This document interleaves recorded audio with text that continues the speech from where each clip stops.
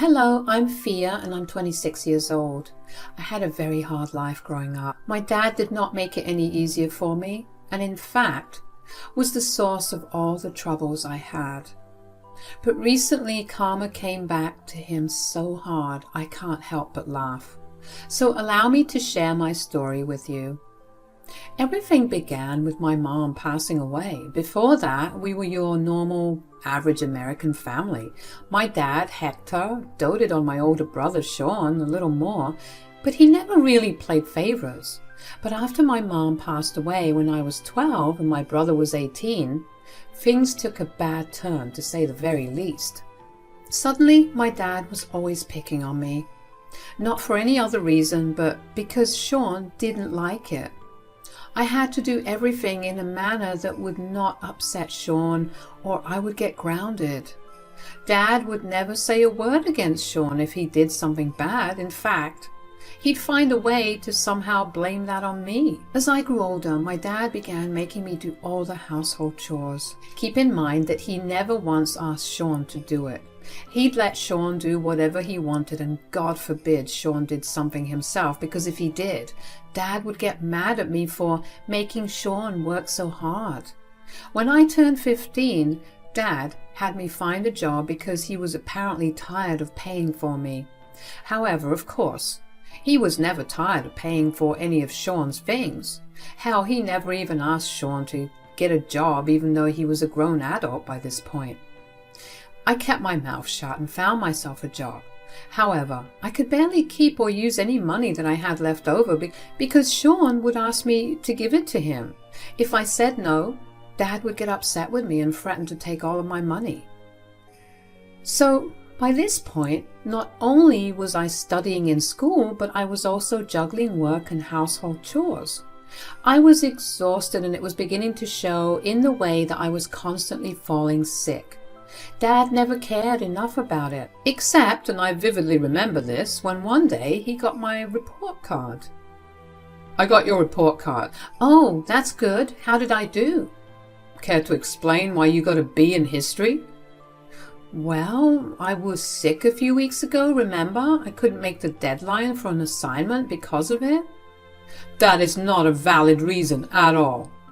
"What do you want me to say? That's the only reason I have." "You're grounded." "What? That's not fair."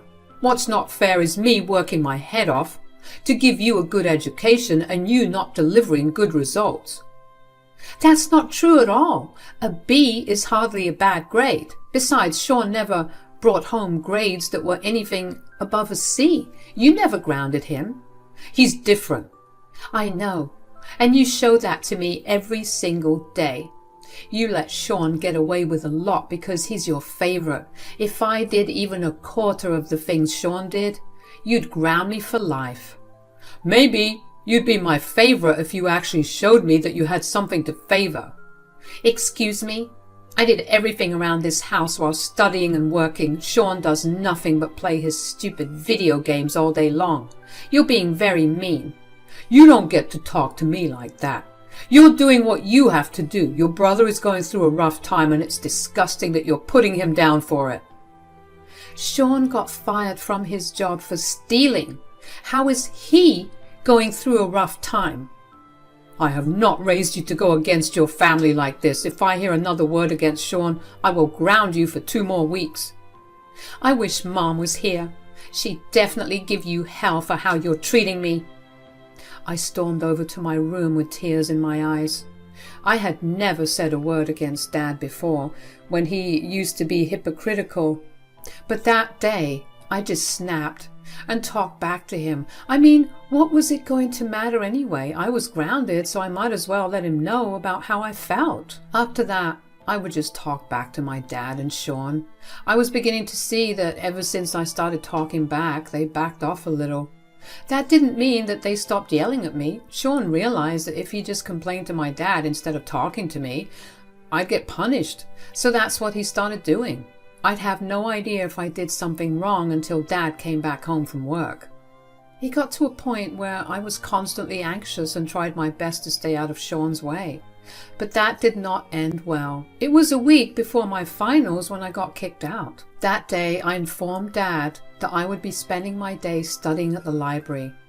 Dad barely bothered, so I went. And when I came back, Dad was very angry. "Where were you?" At the library. I was studying for my finals. I told you this." "No, you didn't."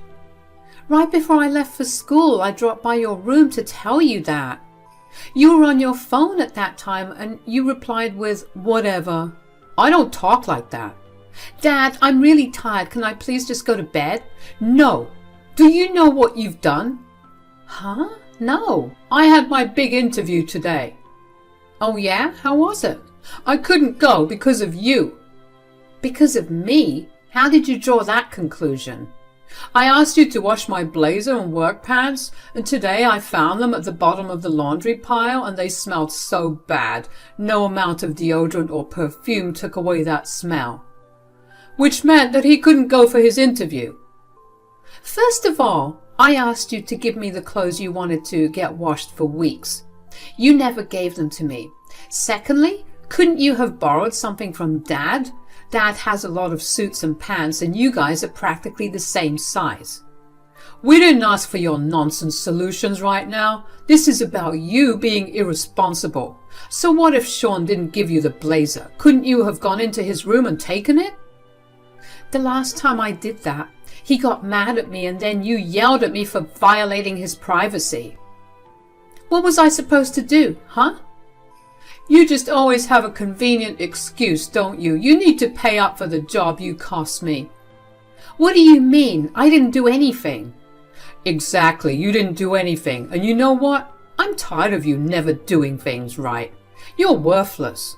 You've done nothing but make things worse for us." "What?" "I don't want you living with us anymore. I want you out, first thing in the morning." "But I've nowhere to go. I have no money. You can't kick me out." "Well, tough. You should have thought about that before ruining your brother's future." "You can't blame me for his mistakes. You can't keep taking his side forever." "When will you learn that I'm not taking sides? All I'm seeing is you being jealous of your brother, and so you're sabotaging him. And that is not something I'm okay with. I told you before that family comes first, and what you did today showed me that you don't believe that." "If family come first, then you wouldn't be kicking your teenage daughter out of the house for something she did not do." "That is enough. Now go to your room. I don't want to see your face anymore." I couldn't believe what I was hearing. Dad was kicking me out, all because I didn't wash Sean's clothes. I had no money to my name whatsoever. In fact, what little money I had left over from my last pay, Sean took it from me just the previous day. I went up to my room and just sobbed. I felt like crap because I did everything I could to please both of them, and the one time I was in the right, Dad called me worthless and resorted to throwing me out. The thought of being homeless began to make me panic. My mind went to a lot of dark places very fast. I could barely breathe. But I somehow remembered my Aunt Vivian. She was the only person who actually understood me. Vivian is my dad's younger sister, and she lived half an hour away from us, and she was my rock after my mom died. She hated the way that my dad and brother treated me, and so she would help me out in any way she could. She would let me stay over at her place for 1 week a month just to give me a break from the toxic environment of my home. Of course, I would come back home to an absolute mess that I would be required to clean by the end of the day, but that was worth the mental break I got when I went away. I'm so grateful that I managed to remember her in my moment of panic, because if I didn't, I think I would have made some pretty bad decisions at that point. I called her and told her everything that had happened through sobs, and she was appalled at my dad. But she told me that she would take care of me. She told me that I was more than welcome to live with her if I wanted, and I took her up on that offer. I actually slept really well for the first time in a long while because I was happy that I was going to be away from my dad and brother. The next morning, Aunt Vivian showed up at the door while I was packing my things. Dad answered the door. "Vivian, what are you doing here?" "You're throwing fear out?" "Ugh, What sob story did she tell you? You have no idea how she messed up this time. I think I do. You're throwing her out because she didn't wash Sean's clothes for his interview. Yeah, can you believe it? That girl does nothing all day, and when we ask her to do one thing, she either never does it or she messes it up. I'm tired of it. Sean's also been so upset about it that he's locked himself up in his room. What do you mean that they don't do anything? That girl is working herself to the bone because of you. I bet that's one of the many lies she's fed you. Look, this is not your place to interfere. No, it is my place. That is my niece. You were not the one who had to calm her down last night, and she never told me about anything. I see it. I see the way that you coddle Sean and barely even look at Fia. I see the way you spoil Sean with everything he wants while you make the work so hard for everything she does. So, she's going to need these skills in the future. Might as well start learning them early on. So, Sean doesn't need these skills? He does, but he already knows them. Are you sure? Because your grown son couldn't do the laundry himself when he does nothing all day. I'll bet that he purposely missed that interview because he'd much rather mooch off of you for the rest of his life than work. He used Fia as the scapegoat so you wouldn't get upset with him. How are you not seeing any of this? Listen, I know that Fia's your favorite, but that does not mean that you get to talk bad about Sean. You can believe whatever you want, but you don't live with us. And you have no idea how things work on the inside. If you're done yelling at me for nothing, you can leave. No, I'm here for Fia. What do you mean? She's going to live with me from here on. At least I'll be able to give her a better life than whatever you've been giving her. Ha! Good luck with that one. Don't come crying to me when you want her off your hands because I'm not taking her back in. You are a horrible father, and even more of a horrible man. Sean will screw you over one day, and then you'll realize how much you wronged Fia, and you'll feel sorry. Don't ever think that Fia will forgive you for it. Sean could never do anything wrong to me, and I'll live without Fia's forgiveness. Get her out as soon as you can, and let yourselves out. Dad turned around and walked back into the house. He and Aunt Vivian were having this conversation by the front door, and I was walking down the stairs at that point. So I heard the entire thing. I felt like a dagger went through my heart when my dad said all those mean things about me. Not only did he completely undermine all the hard work I did, but he also believed that Aunt Vivian would want to abandon me. Aunt Vivian noticed me and her anger softened. I walked over to her and she hugged me tightly. She silently took me back to her place where she sat me down and assured me that she would never abandon me. She apologized for never having done much for me before, but I told her she did more than she could ever have imagined. Aunt Vivian let me stay in for the rest of the week and took me out to a lot of places just to pamper me. I got a haircut, a lot of new clothes and shoes, a mani-pedi, and I got to eat all my favorite foods. The next thing that Aunt Vivian did for me was get me into therapy. After hearing me on the phone that day, she got scared out of her mind for me and asked me if I could talk about these things with a therapist. Of course I wanted to do it, and I slowly began to feel better. My life slowly started getting better after I started staying with Aunt Vivian. She helped me find a better job and made me work fewer hours. She was a lawyer, so she made more than enough money to sustain me and herself. She took care of me in every way she could. When it came time to go to college, she helped me find the best college for me and even paid for the entire thing. After I graduated, I found a good job and finally moved out of Aunt Vivian's place. Although I always made it a point to visit her every other day, I cannot even begin to express how grateful I am for everything she did. So I did my best to let her know in whatever little way I could. Before I knew it, 10 years had passed since my dad kicked me out. I mean, every now and then I would think about Dad and Sean, but never enough to actually make an effort to search for them. I knew who my real family was, and I kept her close to me. But then I got a call from an unknown caller. I didn't usually entertain those calls, but this number kept calling over and over again, so I picked up. and was beyond surprised to hear my dad on the other side. "Hello?" "Fia, sweetie, it's me, Dad." "Oh, hey, what do you want?" "Nothing, I just wanted to check in on you. Are you doing okay?" "Cut to the chase, Dad. You need something. I don't want any of your fake concerns and care." "Okay, fine. I need you to help me with something." "Why don't you ask your precious Sean to help you out?" "That's the thing. He's the one I need to get away from." "What? What do you mean?" "Please save me from your devil brother. I never knew that he was this bad." "What are you going on about?" "After you left." "You mean after you kicked me out?" "Fine, after I kicked you out. Sean became so much worse. He got harder and harder to be around because he would constantly lose his temper at the smallest things. Without you to take the fall, I was on the receiving end of it." "At least you acknowledged that I was being treated badly by Sean." "And then things got even worse. He got into some really bad company. I don't even know how. All I knew was that his friends were constantly over and they would sit in the basement for hours at a time." "I don't see how that's a bad thing." "Turns out they were doing drugs in there, like the very hard kind." "Oh, wow." "The thing is, somebody ratted out Sean's dealer and the police are looking into everyone who purchased from the dealer.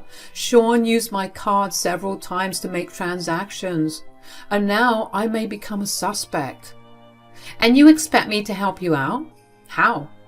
"I can't say anything to the police."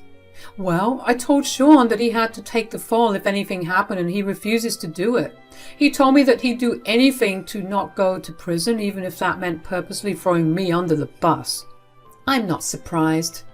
You know you enabled this behavior in him, and now it's come back to bite you in the worst way possible." "I know. I was a horrible dad. I just need you to give me some money so I can get away from here. Turns out Sean used up all my money to fund his addiction. I have absolutely nothing to my name except for this house. You have to help me get out of here, please." "I actually don't have to help you with anything. You made your decisions long ago, and now you need to deal with them. Besides, I'm way too worthless to help you out." "I said I was sorry." "Well, sorry will never bring back the years of my life that I spent being tortured by you and Sean, will it?" "So you're just going to let your dad go to prison for a crime he didn't commit?" "You may not have committed the crime, but you definitely were involved in it. You taught Sean that you'd always let him get away with anything. You'd punish anyone but him for his wrongs. And now that you have no one to punish, you're the one that's going to face the consequences." "I can't believe that you're turning your back on me when I most need it." "You did the same to me. You told Aunt Vivian that you could live without my forgiveness, right? Then live by it. I don't owe you anything. You need to deal with the consequences of your horrible actions. I wish you nothing but luck. Never contact me again. Bye." I hung up on my dad after that and blocked his number. My hands were shaking. I couldn't believe what Dad told me. I mean, was there a chance that Dad was only making the entire thing up because Sean must have just been stealing from him and he needed a crazy enough excuse for me to send him money? Yeah, but Dad sounded so distressed over the phone that I couldn't help but think that whatever he was saying was true. I also didn't like how he involved me in his issue now. If the police did want to find him, I'd be on his contact list and I will be involved. I was happy not knowing where he was for the last 10 years, and even if I did get curious every once in a while about how he was doing, I never wanted him to reach out to me like this. The first thing I did after I spoke to Dad was go over to Aunt Vivian's and tell her what had happened. She was furious with Dad for not involving me in things and assured me that nothing bad would happen to me. She told me that if I ever get questioned, I need to ask her before answering anything, and also to never try to contact my dad in any way. I wasn't planning on that anyway because I wanted nothing to do with that man.